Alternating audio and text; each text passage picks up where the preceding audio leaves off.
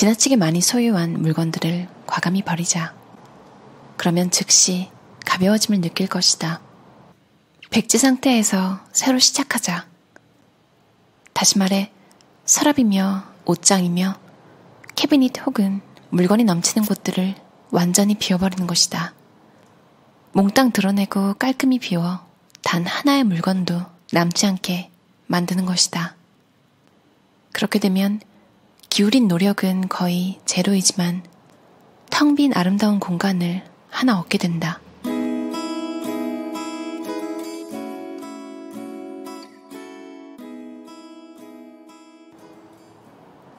물건들을 다시 집어넣는 것보다는 없애버리는 편이 훨씬 더 수월할 것이다. 백지 상태를 만들어버리면 어떤 물건도 숨을 데가 없어진다. 외투를 넣어두는 옷장의 저 안쪽 구석이라든지 주방 캐비닛의 어두컴컴한 모퉁이에 과연 무엇이 숨어 있는지 완전히 비워내지 않는 한 그런 곳들을 절대로 알 수 없는 법이다. 일단 물건들을 훌훌 비워내 백지 상태로 만들었다면 잠시 한숨 돌리며 그 빛나는 공간을 가만히 쳐다보자. 더는 정남이 떨어지게 꽉꽉 차있지 않고 당신이 아끼는 것들만 잘 정리해서 모아둔 그 모습이 얼마나 아름다울지 운만 따라준다면 이제 당신은 다시는 그 혼란 상태를 재현하고 싶지 않을 것이다. 이 책의 저자 프랜신 제이는요, 미니멀리스트로서 글을 쓰고 여러 매체에 기고하면서 책도 쓰고 있는 전작 단순함의 즐거움을 예전에 제가 리뷰한 적이 있는데요. 이 책의 원제는 lightly, 그러니까 가볍게, 한국 번역본은 가볍게 살고 있습니다 라는 제목으로 나왔어요. 책 내용은 전체적으로 식사에 관련된 것까지 양자물리학 얘기까지 나오면서 미니멀에 관련된 전반적인 걸 다루는 읽으면 좋은 책인데, 제가 생각하기에 한 아쉬운 건 문체가 이 저자의 이미지와 조금 맞지 않는 것 같다는 생각이 들었어요. 책 앞면에 이렇게 저자 사진 되게 상큼하고 되게 미국인 특유의 밝고 다정하게 알려줄 것 같은 느낌이 드는 이미지인데, 번역본은 장군님 되게 좀 회사에 오래 있으셔서 일은 잘하지만 꼰대 기질이 있어서 밥은 같이 먹고 싶지 않은 그런 느낌으로 계속 읽히는 거예요. 그래서 한 바닥 읽고 쉬고 한 바닥 읽고 쉬고 이러다가 조금 오래 걸렸는데요. 결정적으로 영어 단어가 번역이 레빈더 도큐멘터리, 이센셜 오일 이런 게 막 자꾸 나오는 거예요. 그게 뭐냐면 라벤더, 다큐멘터리, 에센셜 오일. 예전에 스콧 아담스 책 재번역돼서 나온 더 시스템 이후로 또다시 읽기 힘든 책을 만났어요. 근데 더 시스템과 마찬가지로 내용은 굉장히 좋고요. 출판사를 찾아보니까 이 번역가분이 대표님이시더라고요. 가끔 번역본들의 그 저자 느낌과 번역가의 느낌이 맞지 않아서 아쉬운 책들을 가끔 만나는데 이 책도 조금 그런 느낌을 받았어요. 그래서 내용이 좋으니까 좀 너무 이래라 저래라는 느낌으로 들리지 않도록 제가 조금 변경해서 읽을게요. 그 박물관, 그 미술관의 큐레이터들 있잖아요. 저자가 그런 개념을 이용해서 계속 우리의 집을, 물건들을 큐레이팅하는 느낌, 계속 그런 식으로 설명을 해나가는 게 좀 인상적이에요. 집은 내가 살아가는 공간이지 물품을 보관하는 창고가 아니다. 집은 내 재산을 반영하는 것이 아니라 내가 하는 활동을 반영해야 한다. 큐레이팅은 자기 성찰을 할 수 있는 아주 멋진 기회이며 한낱 소유물에 머물지 않고 뛰어넘는 질문을 던질 수 있게 해준다. 내 물건들이 내가 진정 살고 싶은 삶을 이야기하도록 만들자. 큐레이터 할 때는 부정적인 감정을 떠올리게 하는 것은 뭐든 빠짐없이 내던져버리고 행복을 상기시키는 것들로 주위를 감싸도록 하자. 체계적인 정리는 나의 소유물 하나하나에 적당한 자리를 부여해주는 것이다. 그래야만 어떤 것은 집에 두어야 하고 어떤 것은 두지 말아야 할지 구분해서 알 수 있다. 바로 이런 점들 때문에 이 단계는 반드시 큐레이팅 다음에 와야 한다. 버려야 할 것들을 정리하는 일이야말로 절대로 원하지 않는 일일 테니까. 수납 용기의 가장 멋지고 훌륭한 점은 내가 보관할 수 있는 게 어디까지인지 그 한계를 설정해준다는 점이다. 체계적인 정리를 하면 수혜하고 있는 물건들을 완벽하게 통제할 수 있고 그것은 다시 인생 자체의 통제까지 가능하게 만들어준다. 그렇게 되면 일상을 한층 더 침착하고 평온한 마음으로 영위할 수 있다. 좀 더 가볍게 살고 싶다면 절제를 실행하자. 지금과 같은 과잉의 시대에 절제란 참으로 귀하면서도 아름다운 것이다. 절제는 우아한 단순함이요. 절대로 없어서는 안 될 필수적인 것만 갖고서 단아하게 사는 것이다. 가볍게 입으려면 지금 실제로 입는 것들만 보관해야 한다. 어떤 외투가 필요한가를 패션이 아니라 날씨에 따라 결정해야 한다. 코트를 딱 한 벌만 갖겠다는 목표를 세웠다면 겨울에도 따뜻할 수 있도록 붙였다 뗐다 할 수 있는 라이너가 안에 달렸으며 바깥쪽은 방수가 되는 외투로 정하자. 그렇지 않으면 겨울용 코트 하나와 봄, 가을용 코트 하나면 충분하다. 핸드백 자체 무게도 감량해주자. 일주일에 한 번씩 내용물을 쏟아내고 구석에 들어있던 동전이며 흩어진 포장지며 돌아다니는 영수증 따위를 모조리 끄집어내자. 묵직한 가방을 끌고 다니는 모습이나 뭔가 필요할 때마다 가방 안을 이리저리 샅샅이 뒤지는 모습은 별로 우아하게 보이지 않을 테니까. 내용물을 큐레이트해주고 뭐든 손쉽게 가방에서 꺼낼 수 있도록 하자. 액세서리를 어느 정도만 남기느냐 하는 것은 내가 얼마만큼 진심으로 미니멀리스트가 되고 싶으냐에 달려있다. 모델 케이트 모스였나요? 외출하기 전에 전체 코디에서 액세서리를 하나 제거하고 나간대요. 미니멀리스트 야마시타 히데코 씨도 코트에 대해서 이야기한 적이 있는데 그분도 질 좋은 코트 한두 개 정도로만 겨울을 나신다고 한 기억이 나요. 저는 지금 호주의 퀸즐랜드 지역에 있는데요. 여기는 덥습니다. 그래서 그렇기도 하고 한국에서도 사실 제가 좀 계절에 대한 개념이 없었어요.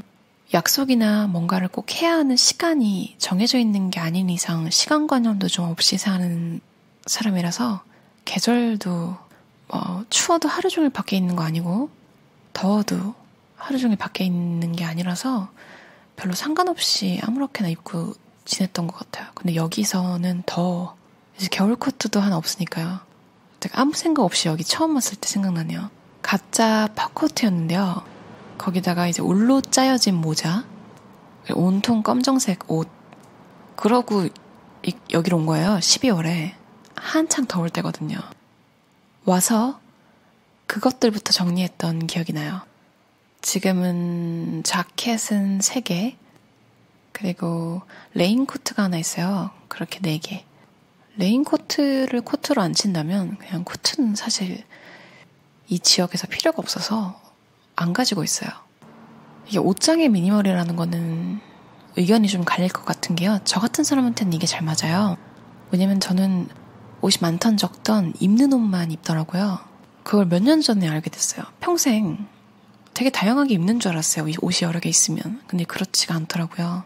여러분 성격에 맞게 부지런하시고 이제 이것저것 코디도 잘 해서 입으시고 그런 거에서 정말 큰 즐거움을 느끼시는 분이라면 굳이 옷을 다 없앨 필요는 없을 것 같아요.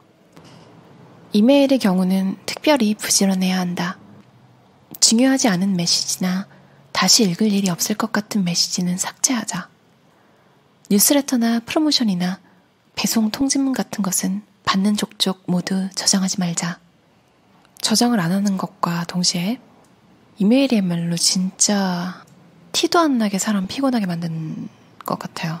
제가 그래서 시작한 게 정말 거의 웬만한 이메일은 제가 구독 취소를 해버려요. 왜냐면 오늘 삭제하는 거 오늘도 안 보는 건 내일도 안 보거든요. 왜냐면 그 매체에서 보내는 게 거의 비슷한 걸 보내잖아요, 항상.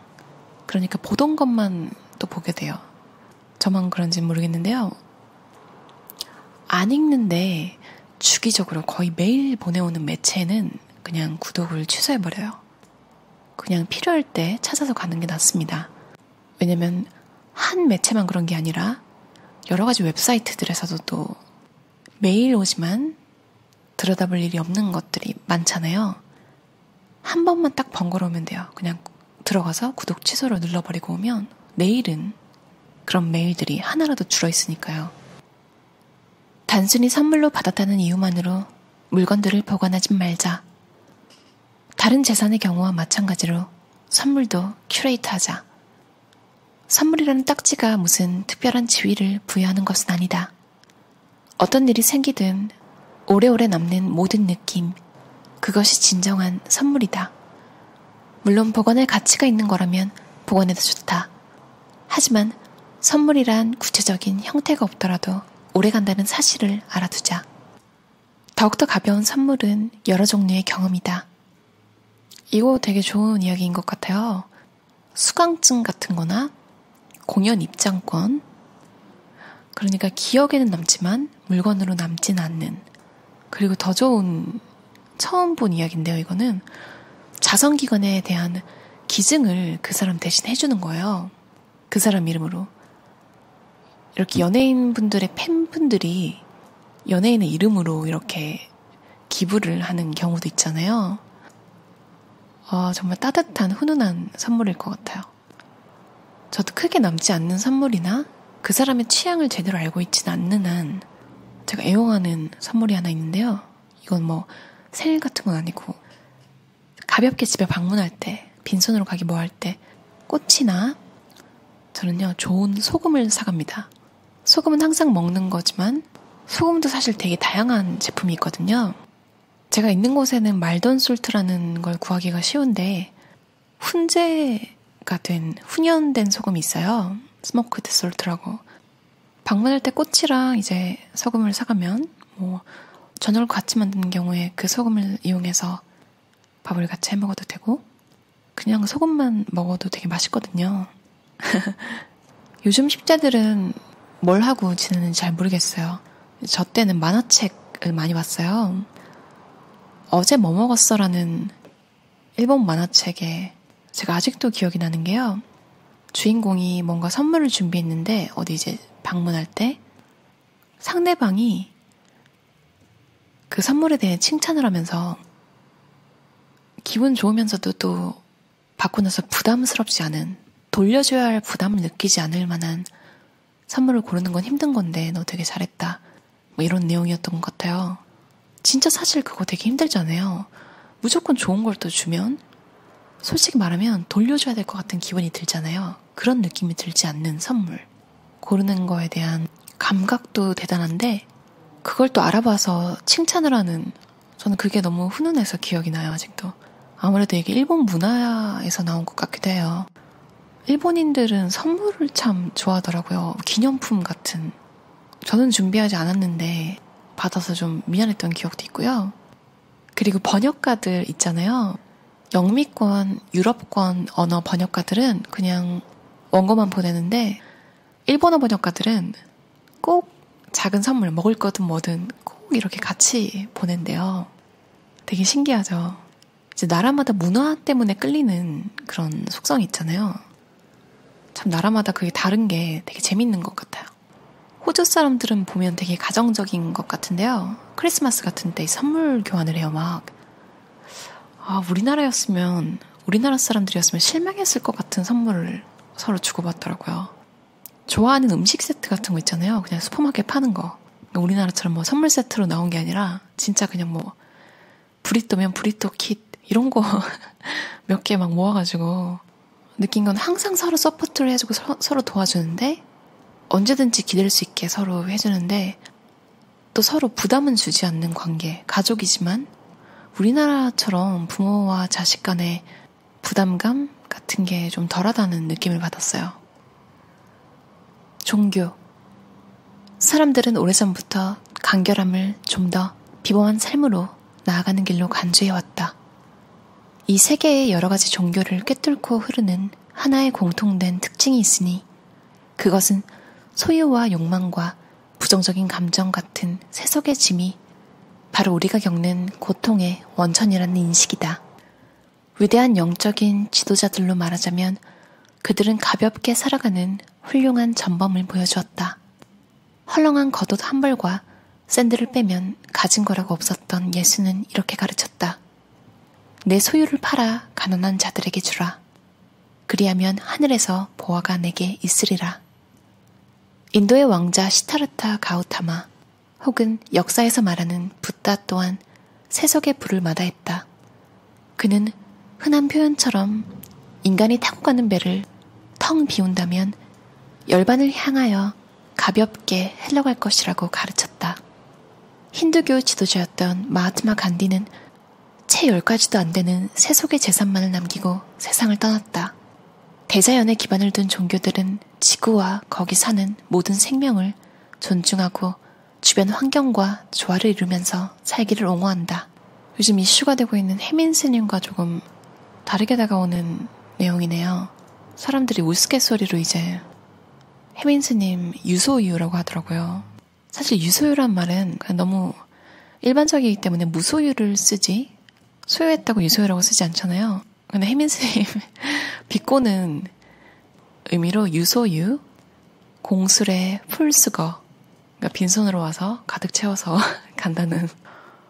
저는 뭐 불교도 아니고 종교가 없어요. 근데 왜 해민스님 불편하냐면요. 종교인이 아니라도 이야기를 들었을 때 마음이 편해지는 분들이 많잖아요. 물론 제 마음 편하자고 종교 이야기를 듣거나 하는 건 아니지만 조수미 씨를 저격해서 조수미 씨 드레스를 계속 갈아입는 걸 공연 중에 저격하면서 본인은 10,000원짜리 목도리 하나 맨다고 했던 거에 조수미 씨가 너무너무 그래서 그 해명을 하신 거예요. 또 너무 슬펐어요. 왜 그런 거에까지 해명을 해야 되나. 아무래도 해민스님의 유명세 때문이겠죠. 근데 조수미 씨는 팬 서비스, 그러니까 아까 그 저자가 말한 것처럼 경험을 사는 거잖아요. 조수미 씨의 공연을 보면서 아름다움을 느끼고 조수미 씨는 그거에 책임감을 느끼는 거잖아요. 그 공연을 이끌어 나가겠다는. 물도 못 마시고 옷 갈아입고 나간다고 해명을 하신 거에 너무 슬펐어요. 아니 뭐 저런 진짜 아무 생각 없이 던진 말에 한국이 자랑하는 세계적인 소프라노 조수미 씨가 해명을 하는 그거에서부터 인격적으로 얼마나 그릇이 다른지 느껴지지 않으시나요?